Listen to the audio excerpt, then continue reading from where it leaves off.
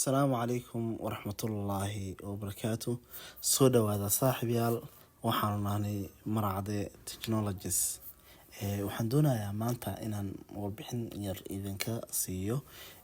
Shirkadda Facebook waxay dhageysan doontaa codadka aad doobto. Shirkadda Facebook waxay lacag ku bixisay oo ay heshiis la gashay shirkad si gooni ah loo leeyahay, mida oo dhageysan doonta codadka dadka isticmaala Messenger-ka isugu diraan barahooda sida ay ku soo waramayso Bloomberg. Halkaan kasoo xiganayna warbixintan waa Bloomberg waa taqaaniin waa warbaahin waaye. Bloomberg waxay tiri heshiiskani Facebook la gashay shirkadani dhageysan doonta codadka laguma sheegin waxa loo isticmaali doona codkani. Heshiiskani waxaa lagu sheegay in la dhageysto codadka dadka ay isugu diraan iyo sheekooyinka haasawaha ah. Bloomberg waxay gadaal ka ogaatay in Facebook ay doonayso in codadkan u isticmaasho systemkeeda sida joogtada ah u garta codadka in ay ku tijaabiso. Si kasta ha ahaatee, arrinta ay dadka qaar ayaa leh isbuuc ka hor ayay joojisay barnaamijkani, laakiin lama hubo in la joojiyay in kaleeto. Waxaan barnaamijyadani horey u isticmaali jiray shirkadaha Google, Amazon iyo iPhone. Google waxay sheegtay inay joojisay halka Amazon ay tiri waxa aan siinaa qofka kala doorasiin in uu ogolaado iyo inuu iska xiro. Marka waa maxay ujeedooyinka ay u isticmaalayaan shirkadahani ujeedooyinka ay u keydinayaan xogtaada, magacaada, lambarkaada, halka aad ku dhalatay iyo kaarka bangigaada aad isticmaashid. Habka ama ujeedooyinka ugu badan ay u keydinayaan waa hab dhaqaale waa. Dunida maanta la joogo saa ogsoonahay waa duni ku saleysan dhaqaalo. Sababtoo ah qofka ku nool Muqdisho iyo qofka ku nool Washington oo Mareykanka ah labadaba shirkadahani way isticmaalaan oo si joogto ah ay u isticmaalaan, waqtiga ugu badanna waa ay ku bixiyaan. Marka saas daraadeed shirkadihii waaweynaa warshadaha lahaa dunida ganacsiga ku lahaa waxay doonayaan macmiil ka tiro badan macaamiisha tuuladooda degan. Tusaale ahaan oo kaleeto shirkadda Alibaba oo kaleeto waa shirkad online wax ku iibisa. Saas daraadeed waxay doonaysaa in alaabteeda ay gaarsiiso dadka dunida ku nool oo dhan ayadoo u rareyso oo markab u saareyso ama diyaarad u saareyso.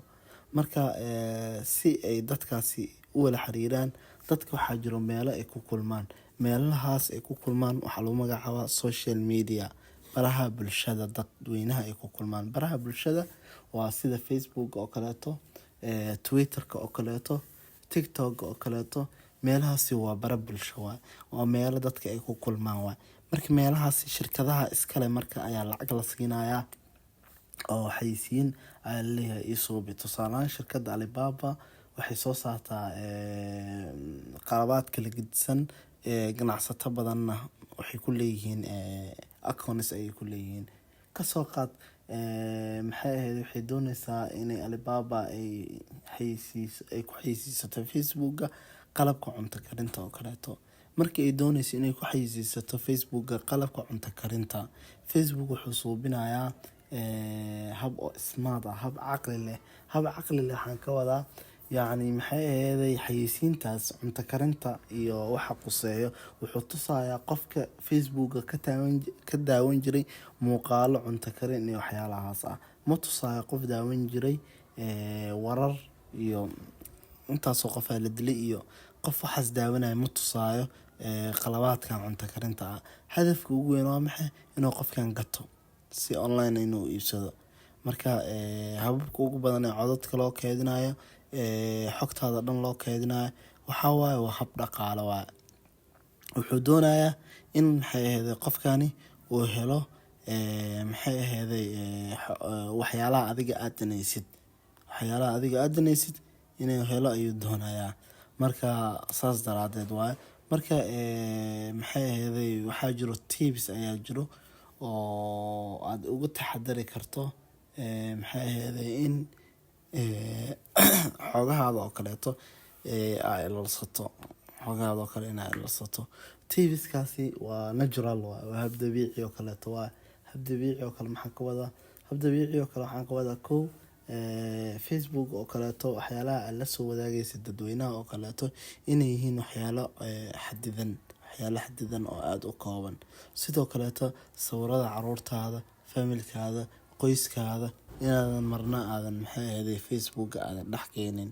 Waxyaalahaas oo dhan waxay kaa saacidaysaa in shirkadda Facebook xogaha ay ka hayso ay noqdaan xogo aad u yar inay noqdaan. Marka saas daraadeed marka meelaha ugu daran ee qofka uu la doonayo maanta dunida casriga inuu ka taxadaro waa baraha bulshada marka intaas ayaan kusoo koobaynaa warbixintan aadka u yar. Anigoo Cabdicasiis Cabdullaahi Cabdiraxmaan ayaan idin soo joodinayay. Kheyr badan ayaan rajeynaya saaxiibayaal. Waxaan kaloo inga codsanaynaa inaad subscribe noo saartaan Facebook pagekeena iyo YouTube-keena inaad subscribe noo saartaan, Facebook-keena aad kusoo biirtaan. Insha Allah tacaala xogo iyo warbixino kala gedisan ayaad ka heli doontaan hadduu Ilaahay yaraado subxaana wa tacaala. Soo dhawaada. Assalaamu calaykum waraxmatullaahi wabarakaatu.